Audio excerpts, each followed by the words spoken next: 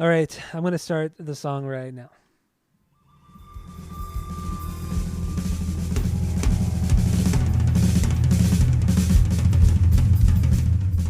Welcome back to Asinine Radio, a weekly podcast where we talk about music, and, well, that's pretty much it.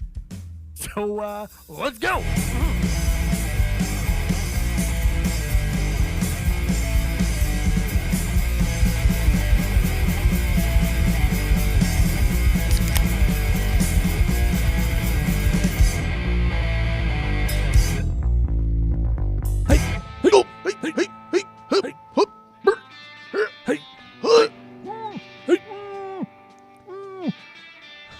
Fucking cat throwing up over here. All right, this is Asinine Radio. This is the weekly music podcast where every week we get into a different artist, different band, and we listen to all of their records and we rank them from worst to best. And we also give our biggest banger from each of them, possibly a stinker. I don't know.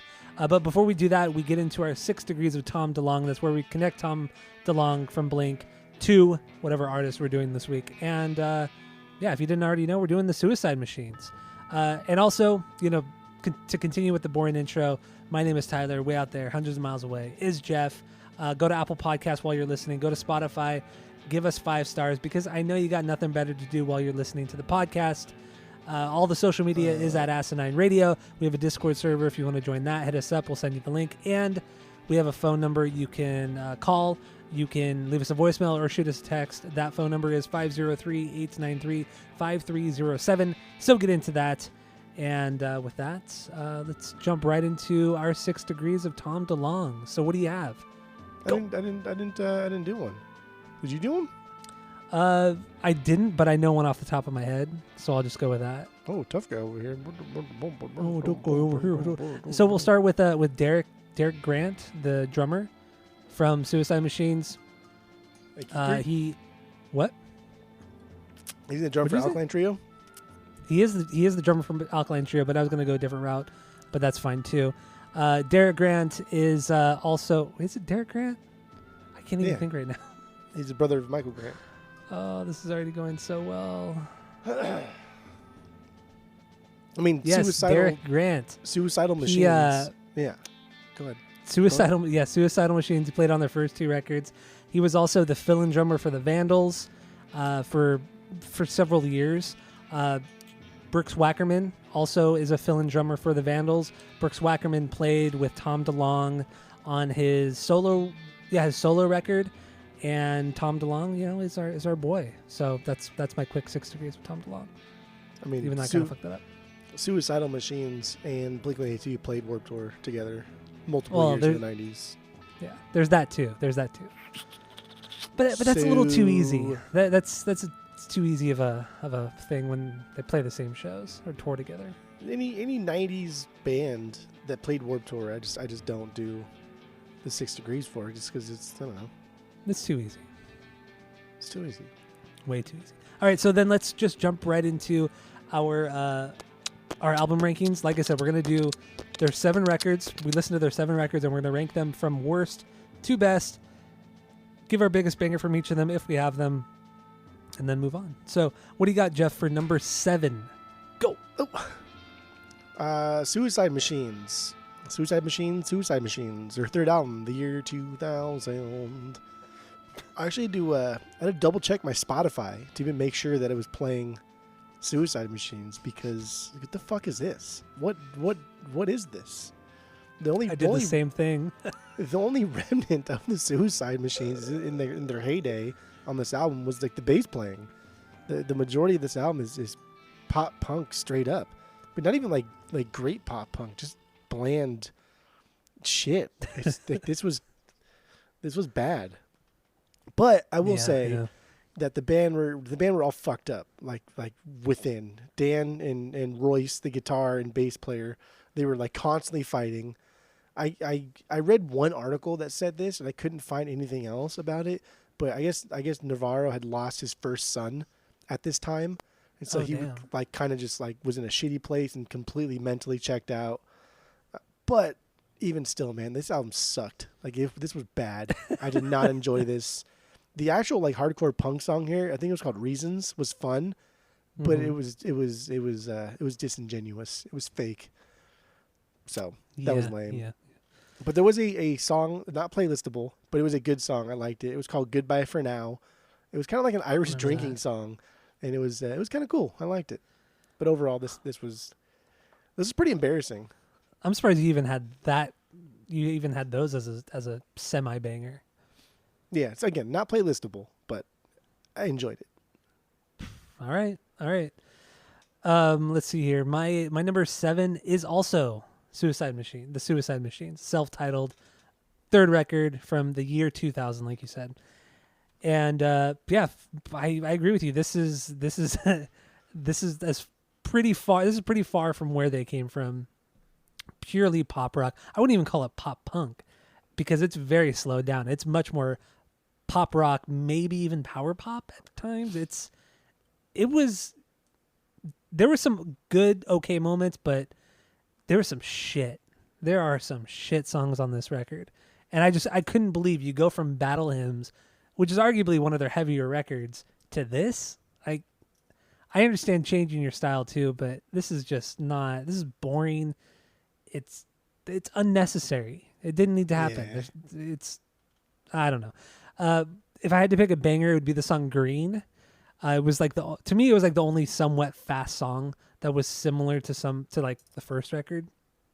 Otherwise, yeah, it was just kind of ballady pop rock songs.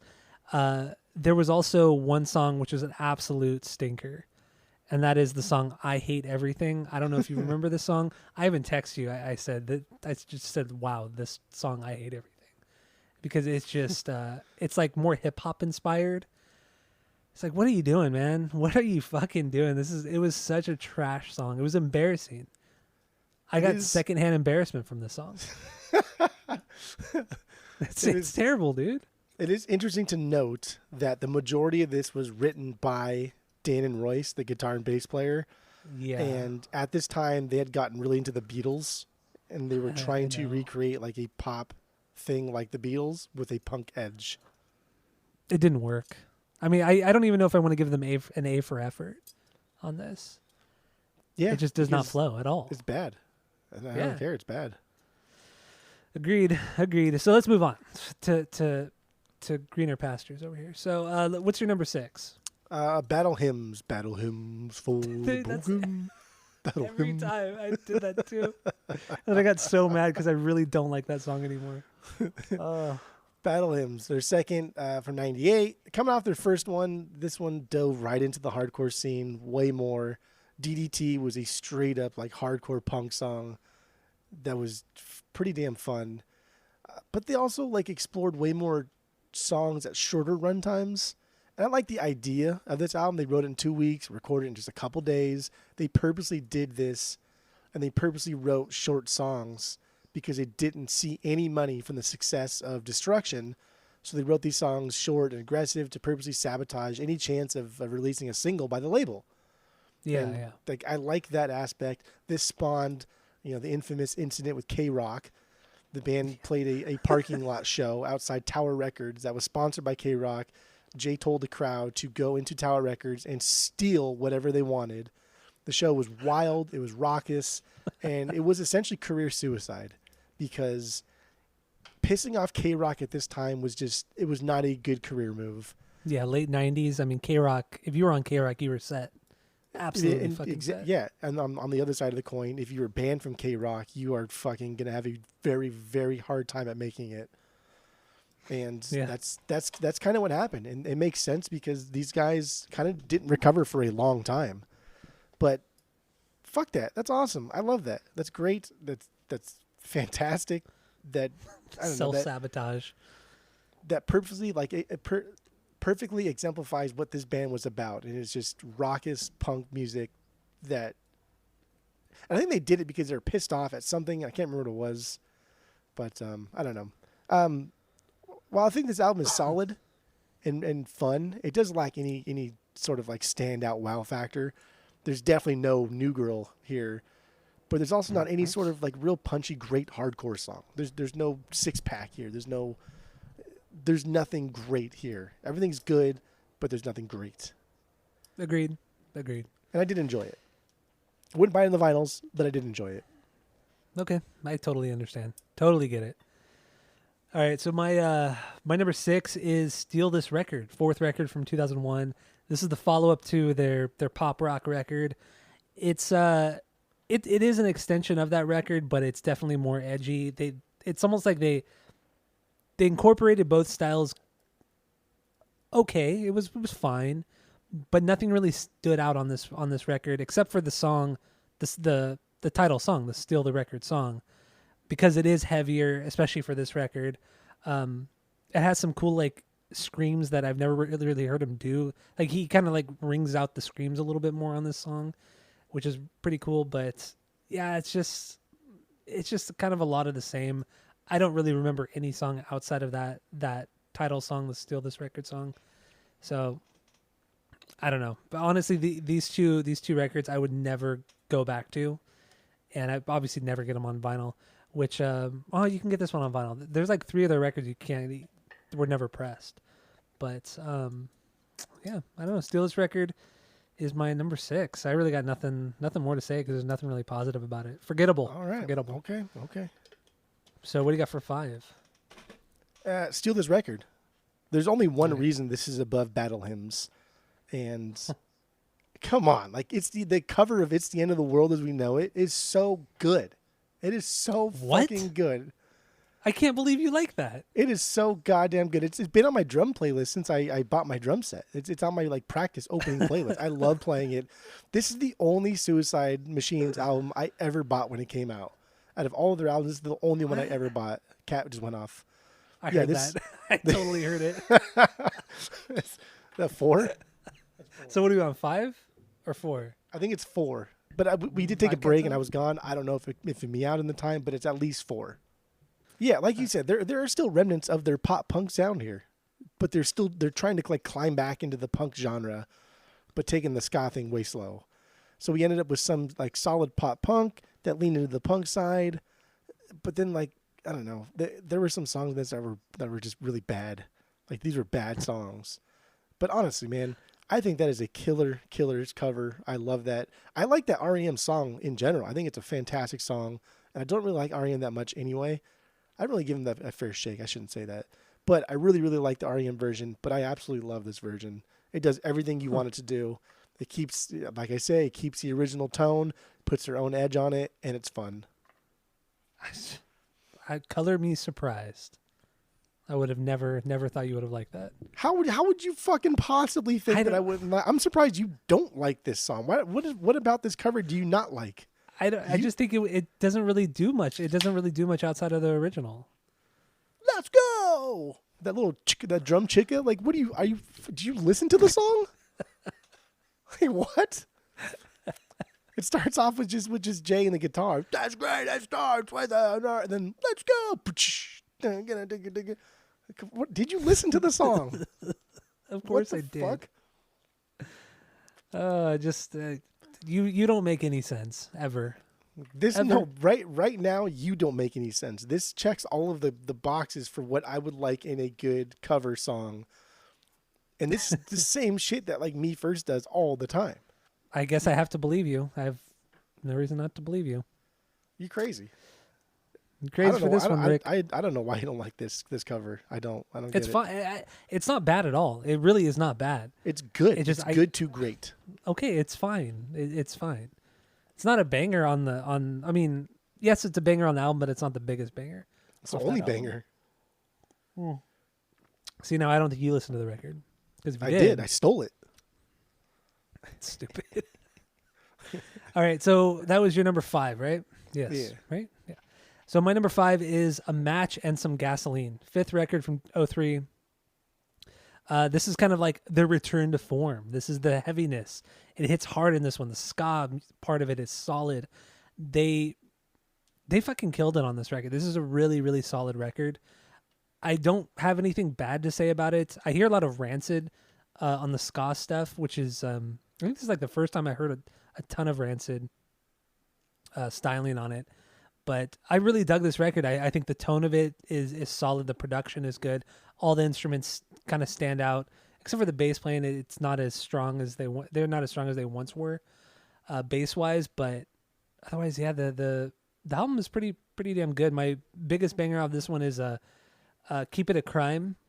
Reminds me a lot of Raised Fist. I don't know if you picked up on it, if you remember the song at all, but the verses are just that fast drum beat with just the bass playing, and it sounds so much. I don't know why, it just reminds me so much of Raised Fist, and his vocals are so aggressive in that part, singing over just those two instruments because the guitar is just completely quiet.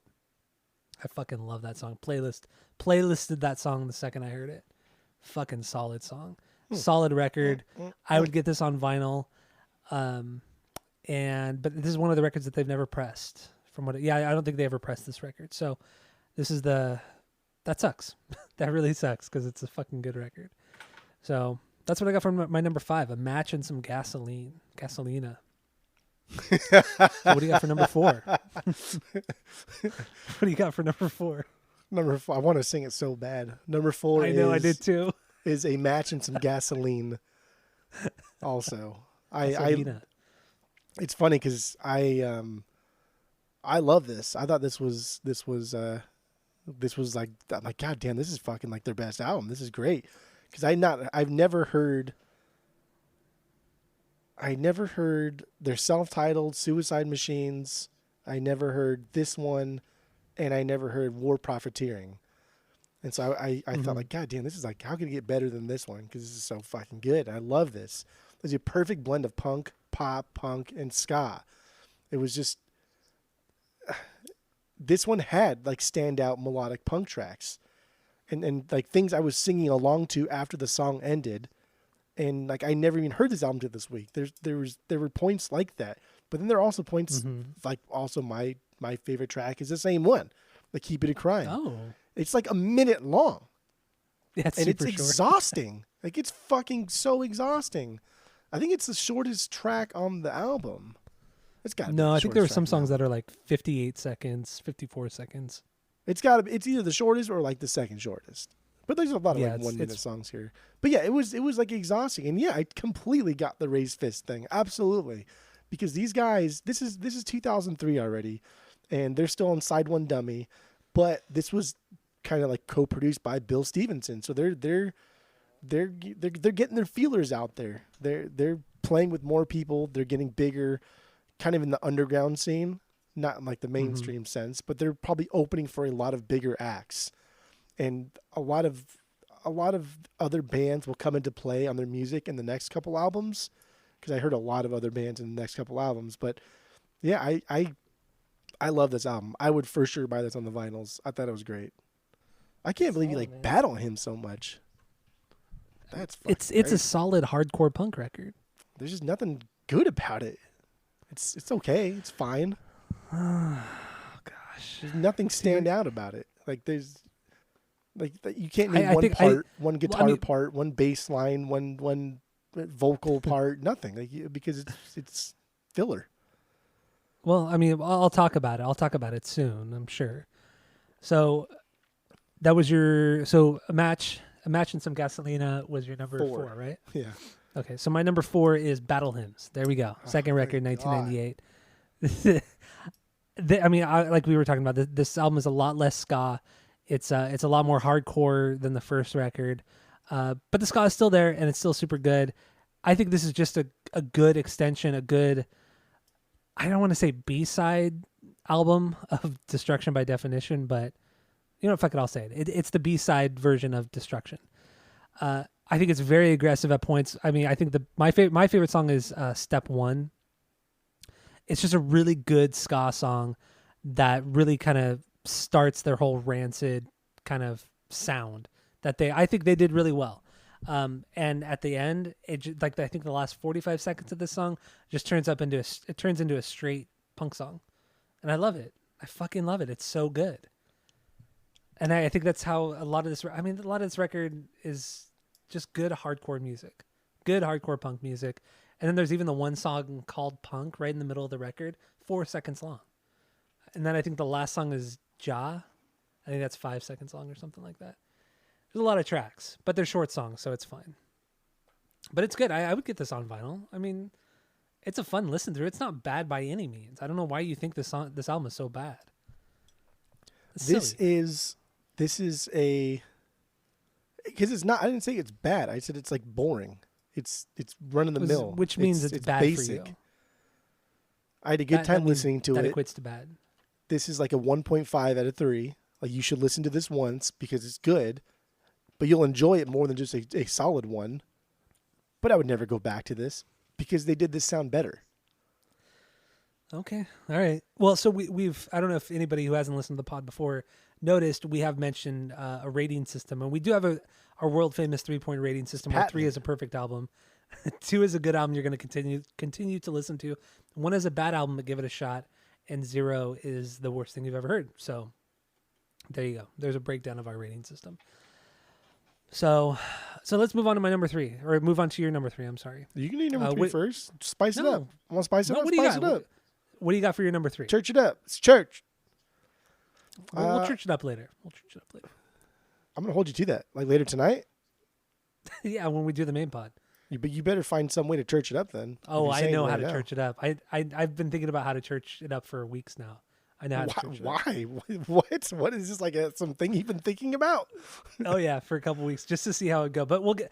Okay. Never mind that. We'll get into that in the main episode. Okay. So okay. What do you got for number 3? Revolution Spring, their latest album, 2020. This is we talked about this when it came out. We really liked it when it came out. You bought it. I should have bought it. I still want to buy it. I still can buy it. You haven't bought it? No.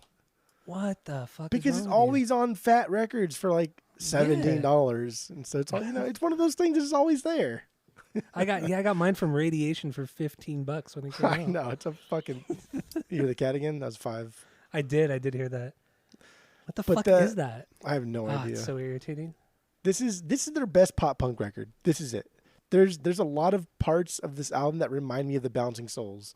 There's the way the Bouncing Souls can kind of just drop in to a chorus and everything just bounces, and then from that chorus go back into like a punk verse. There's a lot of that in this. There's also a bunch of songs on here that remind me of like NoFX. The way NoFX can kind of do the opposite. Go from like a bouncy verse and then kind of like do like a more aggressive chorus. And the way NoFX can also kind of do more like melodic sounding stuff, like Eat the Meek and things like that are kind of weird. There are some bits and pieces of that on this. And I think that this just comes from this band touring with a lot of people, playing with a lot of different bands, and absorbing just a lot of influences. And it made for a phenomenal album. It's great. It's great. I like it. I have nothing bad to say about it. I do remember a lot of like the melodies and the songs from this album from the last time we talked about it, and I probably should buy it. You can't hear me again. Yeah, the cut out. I don't know what happened. What is going on here? I don't know. I don't think it's me because I'm checking right now. My other shit's working, so I don't know what it is. It's funny that I say like what is going on and then pick up my phone as if like my phone for whatever reason is going to tell me what's going on. I don't know why I picked up my phone. Yeah, because I'm loading other things on my browser and everything's loading super fast. There's speed test. I'm doing a speed test right now. I'm doing an internet speed test. I'm at 75. Oh yeah, you're totally fine. Yeah. Okay. Yeah. Okay. I just might have been a hiccup in the connection. I don't know. But Awkward Always is like the second song. That was my favorite. I don't know. This is the best pop punk song on the album. This is the best pop punk song they ever did. And I really like pop punk music, but sometimes like it gets a little too poppy. So you need a band like this. You need an album like this to remind you that pop punk doesn't have to always be Blink-182. It can be aggressive. It can be NoFX, because NoFX is one of the best pop punk bands of all time, and that's what this is. It's true. This is solid. It is a solid record. So, you got anything else on Revolution Radio? By Green Day? So, my number 3 is also Revolution Spring from the Suicide Machines, obviously. Like you said, 7th record, came out in 2020. This is, to me, a great throwback to their first record. It's not quite as aggressive as Destruction can be, But damn, dude, the melodies are there, and I will agree with you. They have that kind of Fat Wreck sound, but not. It's not overdone. It doesn't sound like Lagwagon has in the last 25, 30 years. You know, like it still has that Suicide Machine originality, but with that kind of Fat Wreck production, which I know some people hate, but dude, it fucking sounds good. I don't give a fuck. It's a little bit polished, but it sounds good. It's done great things for NoFX and various other bands from this label, like the Bomb Pops and shit like that. I just hearing this for the first time, I was blown away at how much I loved it. I thought it was just like every song got me hooked. Like it was just, it's a fucking excellent record. And for them to still be killing it after all these years and put out such quality music is fucking awesome. Even like the cheesy song, what's the first song? The blue, wait, what? I can't even think of the name of the song right now. Blue by You? No, yeah, the Turnstile song, the cover of the Turnstile song. Bully in Blue. That's what it is. That song is very cheesy. I think the lyrics are kind of silly. The song overall is kind of silly, but there's still something there that is kind of cool. I don't know. It's a killer record, man. I'll get into it later. Okay. And like you said, I have this on vinyl. I got this when it came out. Well, maybe a few weeks after it came out. And yeah, I'm just stoked. Anybody out there, it's super fucking cheap. Go on to Fat Records. You can get it for, like you said, $17. I got mine from a local store. Yeah. I got mine from a local store, and it was super fucking cheap. I think they probably still have some at Radiation Records if you live in Southern California. And if you've never been to Radiation and you live here, you're fucking crazy, because it's like the greatest punk record store that you'll ever go to. It's fucking, they have everything. But yeah, anyway, that's my number 3. Oh, my favorite song, my biggest banger is Anarchist Wedding. This is probably the catchiest song they've ever put out. Even catchier than New Girl, than SOS. This is one of the catchiest things they've ever done. The way he sings "Wind Me Up," it's so stupid catchy, so stupid pop punk catchy, but they still make it sound really cool. So, yeah, Anarchist Wedding that's a top 5 Suicide Machine song for sure. Blows me away every time I hear it. Mm-hmm. All right, so what is your number 2? This is the third time I will tell my number 2, and that is War Profiteering is Killing Us All. Their 6th album, 2005. If it wasn't for Definition, this would be my favorite album. And even then, this is still really, really, really close, because this album was unbelievable. This is everything. This is great pop punk. This is great third wave ska. This is great hardcore punk. His screams were top notch. He has never screamed like this on any other album, because he has a good scream, but on this album he has like a perfect scream. It reminded me of like Keith Buckley. Yeah. It was unbelievable. Yeah. Like it was that guy like got into your soul, like right into your like somebody getting murdered, like that blood curdling scream. And like it's highly political. It's extremely fun, all in a very digestible 30 minutes. Like, that's all we need. Yeah, you're right. Like these were songs that were tailored to put an album out, and they probably had, or maybe they had a lot, I don't know, but they whittled it down to just like the bangers, because I don't even think there's any like filler on this album. I think it's just pretty much like banger after banger after banger. And I loved it. I absolutely loved it. My favorite song was I Went on Tour for 10 years and all I got was a lousy t-shirt. That's the song title. Fucking killer song. And that is such a good song. This one fucking like threw me for a loop, because it's great, right? It's a perfect mix of all the genres, and they do it all damn well. They throw it all into one song. But then at the end, there's like dub. It's a dub song, and it ends as a dub song. Mm-hmm. And I was fucking blown away. I said, oh my God, you guys finally created a song that like rivals New Girl, because it was so goddamn good. It's one of their best songs. I'm not going to disagree with you on that. I'm not at all. This album is amazing. If this is your number 1, I wouldn't even be mad. I wouldn't even be mad. It was almost. I'll just say right now, this is my number two. I agree with you. This is they perfected every sound that they've ever been working on. It took 9 years, but they did it. I mean, this came out in 2005, and this is the last thing they put out for 15 years. 15-year gap between this and Revolution Spring. I almost said Radio again. But but yeah, this is the heaviest they've been. This is the most perfected ska sound they've ever done. I was honestly blown away by this. This is fucking fantastic. It's never been pressed on vinyl, so that's lame. Weak. Yeah, and it's not just the songwriting; it's the overall tone of the record, the production of the record. I feel like the drum tone, the snare drum, the cymbals, everything just sounds so crisp, and it snaps. Everything snaps. Nothing bleeds into the other. Nothing overpowers in the mix. It's just this kind of gritty guitar tone on top of it, which I never really thought the guitar shines. I feel like the guitar is the worst part of the band. Yeah. But damn, man, this record just really, this is like it almost reminded me of Shut Your Mouth and Open Your Eyes from AFI. Just something completely different from everything that they've done, but still has that intensity, but it has that raw grittiness. That's what this record is. I think it's fucking fantastic. And my favorite song is All Systems Fail. This is a pretty aggressive hardcore song. It starts with that heavy bass and drum intro. Fucking solid shit right there. And it has that cool breakdown of all the instruments. It's like, I don't want to call it like a ska breakdown because there's no upstrokes, there's no brass section or anything like that. It's just, they're all kind of like noodling, but it's so cohesive and it just sounds so fucking awesome.